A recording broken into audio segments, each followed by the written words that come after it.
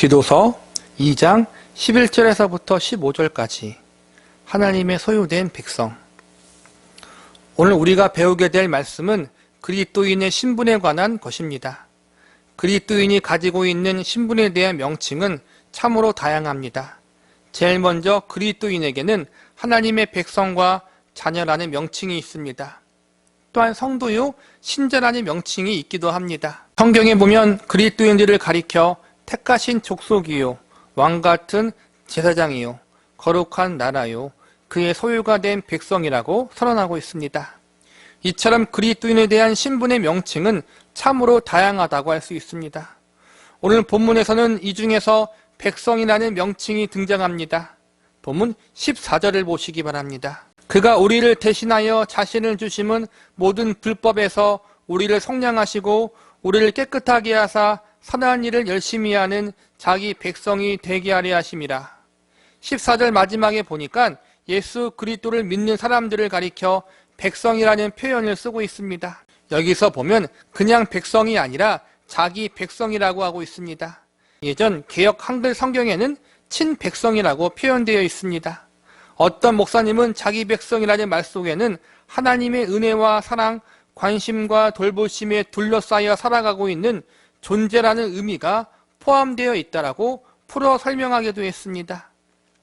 저는 자기 백성 혹은 친백성이라는 말을 하나님의 소유된 백성이라고 표현하고 싶습니다. 저와 여러분 모두는 하나님의 소유된 백성들입니다. 쉽게 이야기하자면 하나님이 우리의 주인이시고 우리의 왕이시고 우리를 주관하시고 다스리시는 하나님이라는 것입니다.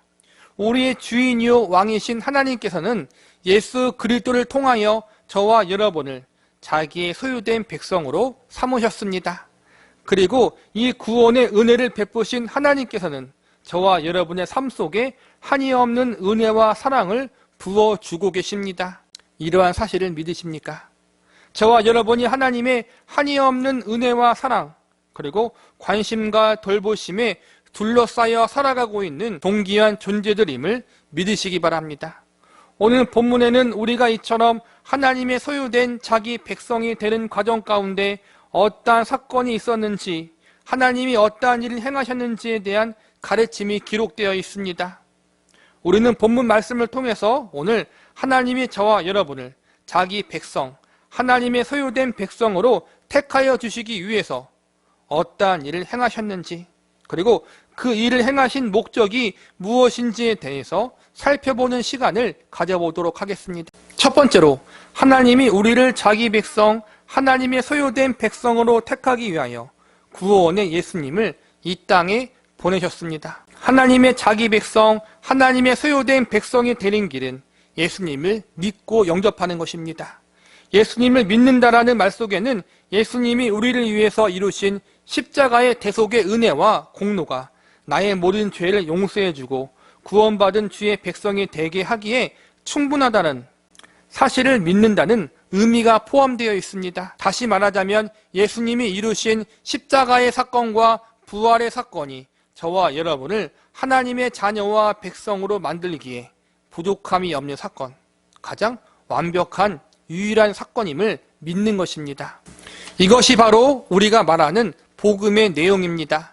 나를 구원하시기 위해 예수 그리스도를 이 땅에 보내신 하나님의 은혜와 나를 구원하시기 위해서 그분 자신의 생명을 십자가에 내어주신 예수님, 나를 위해 이 모든 일을 이루신 그분의 대속의 은혜와 공로를 믿고 이 예수님을 나의 구원자와 주인으로 믿고 영접해야 한다는 것이 바로 복음이요, 이것이 바로 하나님의 소유된 백성이 되는 과정이고 유일한 방법입니다. 본문 11절을 보시기 바랍니다.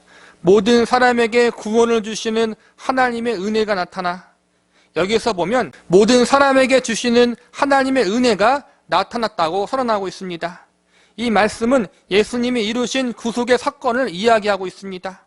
예수님이 이 땅에 오셔서 우리의 구원을 위해서 십자가에서 죽으신 사건과 다시 부활하신 사건이 우리에게 구원을 주시기 위해서 행하신 하나님의 은혜의 사건이라는 것입니다. 이 일은 이미 이루어진 역사입니다. 기독교의 가장 중요한 진리 중 하나는 예수님의 성육신 사건, 그 사건이 역사적 사건이라고 믿는 것입니다. 예수님의 이러한 구속의 사건이 우리의 인간의 역사 가운데 이미 이루어졌다는 사실을 믿어야 합니다. 자유주의 신학자들은 예수님이 이루신 구속의 사건을 역사적 사건으로 인정하지 않습니다. 구속의 사건 속에 담긴 의미, 십자가의 죽으심 속에 담긴 의미, 부활하심 속에 담긴 정신이 중요하지 그것이 역사적으로 실제로 일어났는지의 여부가 그리 중요하지 않다고 이야기하는 것입니다. 그러나 그것은 분명히 잘못된 주장입니다. 예수님의 구속의 사건이 역사적으로 이루어지지 않았다면 결국 인간의 역사 속에 몸담고 살아가고 있는 우리들의 재용서함과 구원의 문제 역시도 해결될 수가 없기 때문입니다.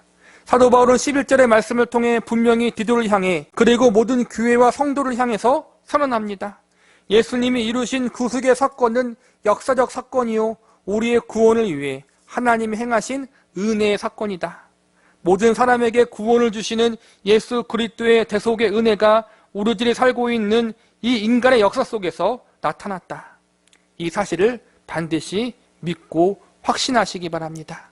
두 번째, 하나님이 우리를 자기 백성, 하나님의 소유된 백성으로 택하기 위하여 우리와 함께하고 계십니다. 과거 역사적으로 성육신하신 예수님은 이 땅에서 우리를 구원하기 위한 구속사적인 모든 일을 다 이루셨습니다.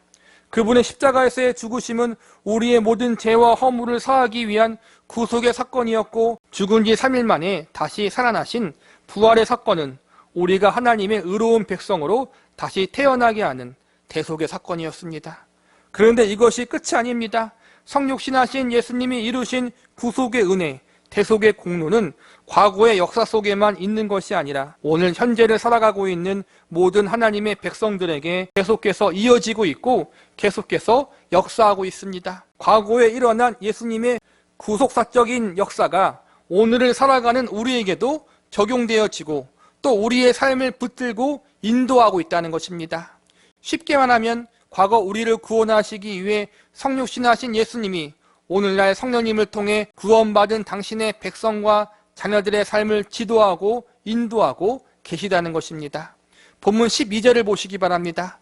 우리를 양육하시되 경건하지 않은 것과 이 세상의 정욕을 다 버리고 신중함과 의로움과 경건함으로 이 세상에 살고, 여기서 보면 우리를 양육하신다라고 말씀하고 있습니다. 하나님이 어떤 것으로부터 어떻게 우리를 양육하는 것입니까? 12절에 보니까 경건치 않은 것, 세상의 정욕을 버리고 신중함과 의로움과 경건함의 존재로 살아갈 수 있도록 우리를 양육한다고 말씀하고 있습니다. 하나님께서 우리를 당신의 소유된 자기 백성으로 삼으신 사건, 이 사건이 구원의 사건입니다. 이 구원의 사건이 우리의 사건이 되는 것은 예수님을 나의 구세주로 믿고 영접할 때 이루어집니다. 하나님의 아들이신 예수 그리스도께서 우리가 살고 있는 이 역사 한가운데 성육신하시고 들어오셨고, 성육신하신 이유와 목적이 바로 우리를 죄의 저주와 멸망으로부터 구원해 주기 위해서임을 성경은 분명히 가르치고 있습니다. 우리는 이 예수님께서 이루신 구속의 사건이 나를 구원하기에 충분하다는 사실을 내가 믿고 그 일을 이루신 예수님을 나의 구원자요 주인으로 믿고 영접하게 되면 그 순간 우리는 하나님의 백성과 자녀가 됩니다. 이것이 바로 복음의 내용입니다. 그런데 그것이 끝이 아닙니다.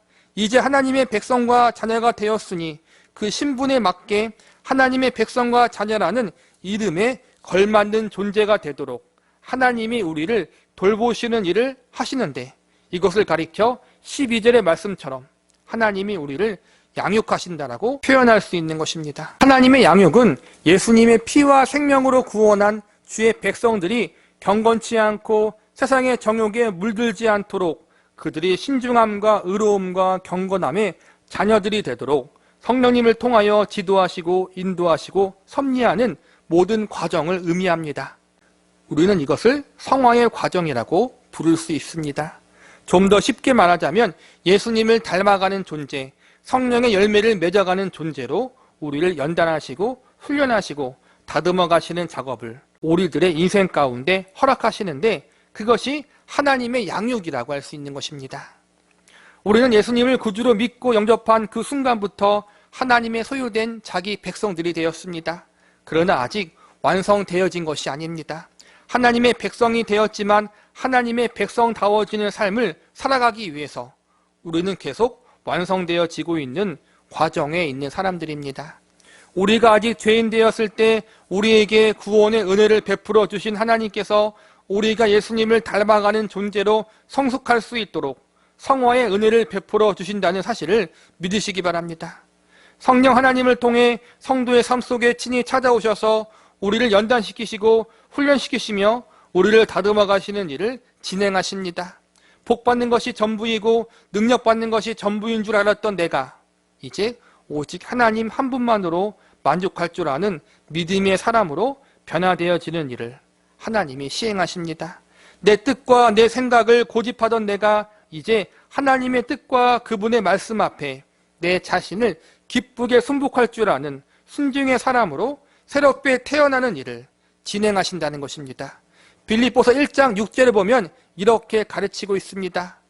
너희 안에서 착한 일을 시작하신 이가 그리스도 예수의 날까지 이루실 줄을 우리가 확신하노라. 여기서 착한 일의 시작은 우리를 예수 그리스도의 대속의 은혜와 공로로 구원하신 일을 의미하는 것이고, 예수의 날까지 이루시는 것은 우리가 성화되어지고 구원의 완성을 향해 나아가는 것을 의미합니다.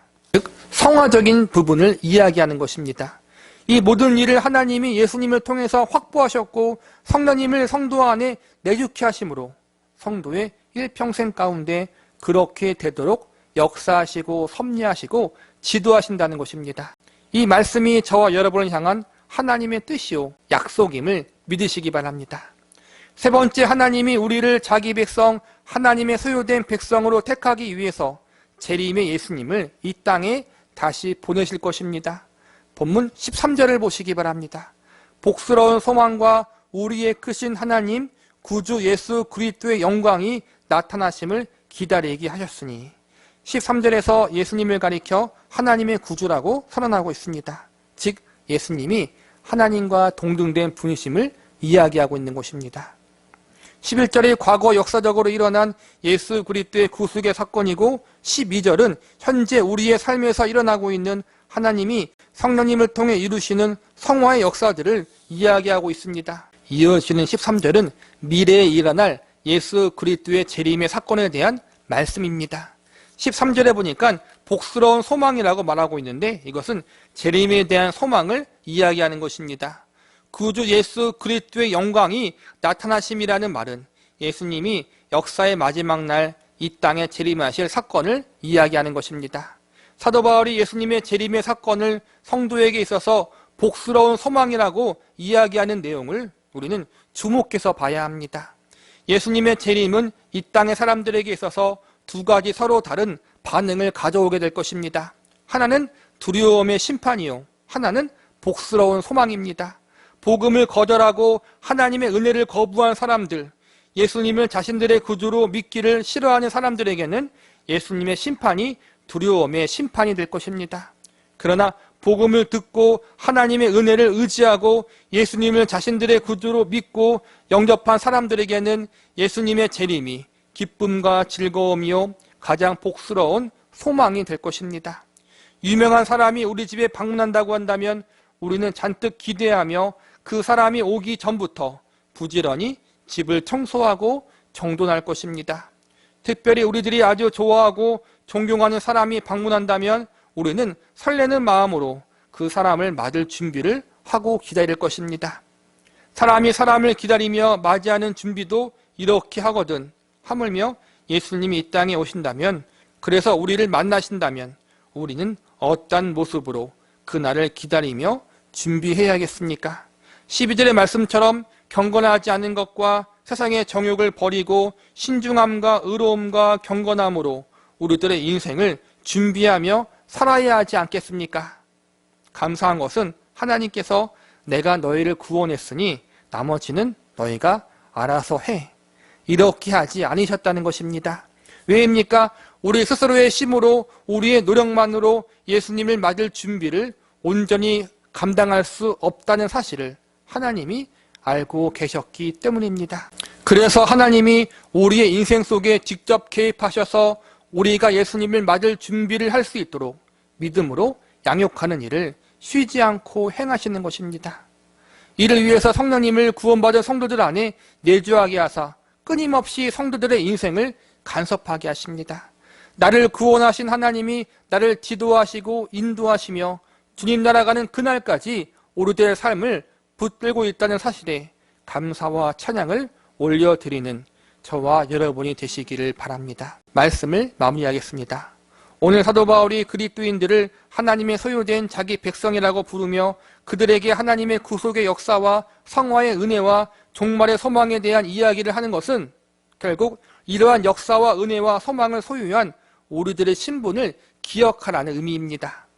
신분을 기억하라는 것은 우리가 하나님의 소유된 자기 백성이 되기까지 얼마나 하나님이 그분의 열심을 가지고 일하고 계시는지, 하나님이 얼마나 우리를 위해서 힘쓰고 애쓰고 계시는지, 심지어 하나님의 전부를 우리를 위해 내어주셨다는 사실을 잊지 말라는 것입니다. 그리고 이제 하나님의 소유된 백성된 자로서 합당하게 살아가야 할 것을 교훈하고 있는 것입니다. 너희를 위해 베풀어진 하나님의 은혜와 사랑과 하나님의 위대한 역사하심을 기억하면서 이제 그분의 소유된 자녀답게, 그분의 자기 백성답게 살아야 한다. 하나님의 자녀와 백성으로서 합당하게 살아야 한다. 이러한 가르침을, 교훈을 주기 위하여 사도 바울이 오늘 본문의 말씀을 기록한 것입니다. 우리는 그냥 우연히 이 땅에 던져진 존재들이 아닙니다. 우리의 생명 속에는 예수님의 십자가의 은혜가 들어있습니다. 우리의 삶 속에는 하나님의 전부를 내어주시기까지 사랑한 하나님의 마음과 정성과 열심이 함께하고 있습니다. 그렇다면 이제 우리는 어떻게 해야겠습니까? 저와 여러분의 삶이 어떠해야겠습니까? 하나님의 소유된 백성, 하나님의 자기 백성된 자답게 합당하게 살아야 하지 않겠습니까? 본문 14절을 보시기 바랍니다. 그가 우리를 대신하여 자신을 주심은 모든 불법에서 우리를 속량하시고 우리를 깨끗하게 하사 선한 일을 열심히 하는 자기 백성이 되게 하려 하심이라. 하나님이 우리를 속량하신 이유, 하나님이 우리를 불법에서 구원하여 주시고 깨끗하게 하신 이유, 그것은 바로 하나님이 기뻐하시는 선한 일을 하는 백성들이 되기 위해서라고 가르치고 있습니다. 저와 여러분은 하나님이 기뻐하시는 선한 백성, 하나님이 기뻐하시는 선한 일을 하는 주의 자녀가 되기를 소망하십니까? 그러한 삶을 사는 주의 백성들이 되기를 기대하십니까? 이를 위해서 기도하십니까? 이를 위해서 힘쓰십니까? 사도 바울이 끊임없이 삶을 강조하는 이유는 초대교회 당시에도 예수님을 믿는다고 하면서도 그들의 삶 속에 하나님이 기뻐하시는 삶의 모습이 보이지 않는 성도들이 너무나도 많이 있었기 때문입니다. 이단들만의 문제가 아니라 정상적인 그리스도인들 가운데에서도 이러한 경우들이 있었다는 것입니다. 그래서 사도 바울뿐만 아니라 모든 사도들이 초대교회와 성도들을 향하여 하나님의 백성다운 삶, 하나님의 자녀다운 거룩한 삶을 강조하여 가르친 것입니다. 우리의 삶 속에서 하나님이 기뻐하지 않는 삶을 살면서도 교회에 나와 하나님을 예배하는 비극이 일어날 수 있습니다. 그러나 정말로 하나님의 은혜와 사랑을 경험하고 하나님의 백성됨과 자녀됨의 의미를 깊이 아는 성도라면 우리는 하나님이 기뻐하시는 믿음의 삶, 거룩한 삶을 살기를 기대하고 노력하게 될 것입니다.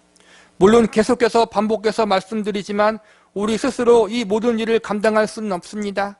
내가 내 힘과 노력과 열정으로 이 일을 이루려고 한다면 그것은 교만이요 곧 자기의 공로를 의지하는 죄를 짓는 것입니다. 그러나 내가 할 수 없기에 하나님의 은혜와 예수님의 공로를 의지함으로 거룩한 열심을 내는 것은 필요합니다. 같은 말 같지만 내 열심과 열정, 내 노력의 기초가 무엇으로부터 시작되었는지에 대해 따라서 그것이 겸손이 될 수 있고 교만이 될 수 있는 것입니다. 우리의 열심과 노력이 내 공로가 아니라 예수님의 공로를 근거로 하는 열심과 노력이 되어야 합니다. 내가 할 수 없지만 예수님의 대속의 은혜와 공로를 의지함으로 또한 그것이 나를 향한 하나님의 뜻이기에 내가 순종함으로 열심을 냅니다라는 의식과 태도가 매우 중요합니다. 예수님 안에 있을 때만 그분의 은혜만이 전부라는 사실을 통해서 우리 안에 하나님이 기뻐하시는 성화된 삶, 예수님을 닮아가는 인격과 성품을 닮아가는 삶을 소망하게 되는 마음이 생길 것입니다. 하나님이 기뻐하시는 거룩하고 구별된 삶을 살기 위해 말씀을 붙잡고 믿음으로 나아가는 삶을 살 수 있는 힘을 공급받게 될 것입니다. 마지막 본문 15절 말씀을 보시기 바랍니다. 너는 이것을 말하고 권면하여 모든 권위로 책망하여 누구에서든지 업신여김을 받지 말라. 이것은 디도를 향한 사도 바울의 권면의 말입니다. 디도의 삶의 모습이 다른 사람들에게 업신여김을 받지 않게 하라는 것입니다. 디도는 그레데 섬 교회의 지도자입니다. 그의 행동과 말에는 큰 영향력이 있습니다. 디도의 언행 심사가 모든 사람들의 주목과 이목을 끕니다. 그러므로 디도가 어떻게 행동하고 말하느냐에 따라서 디도를 존경하며 그를 통해 많은 사람들이 하나님의 성숙한 사람들로 세워질 수도 있고 불신자들이 하나님께로 돌아올 수도 있습니다. 그러나 반대로 디도의 삶의 모습이 거룩하지 못하다면 성도들에게는 물론이거니와 불신자들에게도 손가락질을 받으며 지탄을 받게 될 것입니다. 그래서 사도 바울이 디도의 행동, 디도의 삶, 언행 심사 모두를 바르게 하라는 것입니다. 우리도 마찬가지입니다. 저와 여러분의 언행 심사는 우리들만의 문제로 끝나지 않습니다. 우리들의 삶의 모습이 저와 여러분만의 문제로 끝나지 않는다는 것입니다. 우리들의 언행 심사는 제일 먼저 우리의 가족과 주변 사람들에게 드러납니다. 우리들의 삶이 믿는 사람들 뿐만 아니라 불신자들에게도 드러나게 됩니다. 그럴 때 많은 사람들이 우리의 모습을 보면서 우리를 업신여긴다면 우리 때문에 하나님의 이름과 영광이 가려지고 교회가 욕을 먹게 되는 일이 발생하게 됩니다. 저와 여러분은 그래서 내가 하나님의 백성이라는 책임의식을 가지고 살아야 합니다. 저와 여러분은 모두 하나님의 뜻에 따라 그분의 기뻐하시는 백성, 그분의 소유된 백성으로 합당하게 살아가기를 간절히 갈망하고 사모하시기 바랍니다. 하나님의 백성으로서 세상에 선한 영향력을 끼치기를 기도하시기 바랍니다. 내 인격과 성품이 주님을 닮아가고 내가 거룩하고 구별된 주의 백성으로 세워지기를 힘쓰시기 바랍니다. 과거보다 오늘이, 오늘보다 내일이 점점 하나님이 기뻐하시는 존재로 하나님 보시기 합당한 하나님의 소유된 백성으로 성장되어지고 자라나고 성화되어지는 은혜가 저와 여러분에게 있기를 기도합니다.